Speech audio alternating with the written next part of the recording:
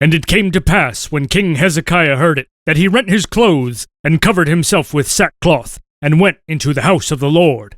And he sent Eliakim, who was over the household, and Shebna the scribe, and the elders of the priests, covered with sackcloth, unto Isaiah the prophet, the son of Amoz.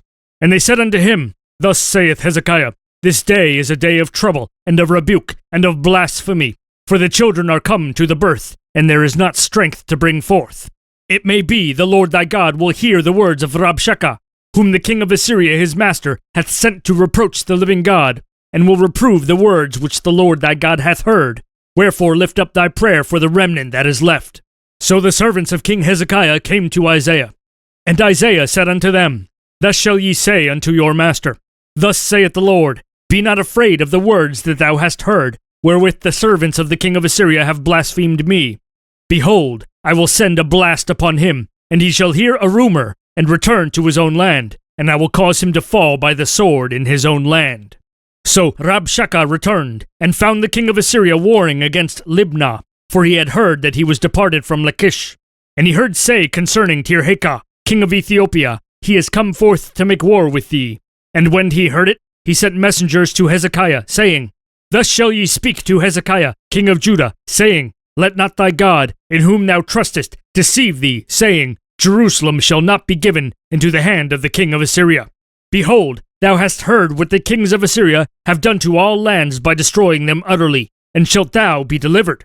Have the gods of the nations delivered them, which my fathers have destroyed, as Gozan, and Haran, and Rezeph, and the children of Eden which were in Telassar?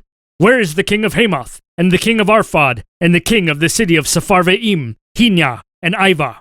And Hezekiah received the letter from the hand of the messengers, and read it. And Hezekiah went up unto the house of the Lord, and spread it before the Lord. And Hezekiah prayed unto the Lord, saying, O Lord of hosts, God of Israel, that dwellest between the cherubims, thou art the God, even thou alone, of all the kingdoms of the earth. Thou hast made heaven and earth. Incline thine ear, O Lord, and hear. Open thine eyes, O Lord, and see, and hear all the words of Sennacherib, which hath sent to reproach the living God. Of a truth, Lord, the kings of Assyria have laid waste all the nations and their countries, and have cast their gods into the fire. For they were no gods, but the work of men's hands, wood and stone. Therefore they have destroyed them. Now therefore, O Lord our God, save us from his hand, that all the kingdoms of the earth may know that thou art the Lord, even thou only. Then Isaiah the son of Amoz sent unto Hezekiah, saying, Thus saith the Lord God of Israel, Whereas thou hast prayed to me against Sennacherib, king of Assyria, this is the word which the Lord hath spoken concerning him. The virgin, the daughter of Zion, hath despised thee, and laughed thee to scorn. The daughter of Jerusalem hath shaken her head at thee. Whom hast thou reproached and blasphemed? And against whom hast thou exalted thy voice, and lifted up thine eyes on high, even against the Holy One of Israel?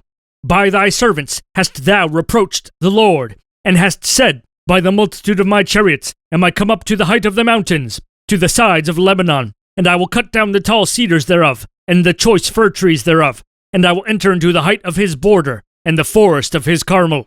I have digged and drunk water, and with the sole of my feet have I dried up all the rivers of the besieged places.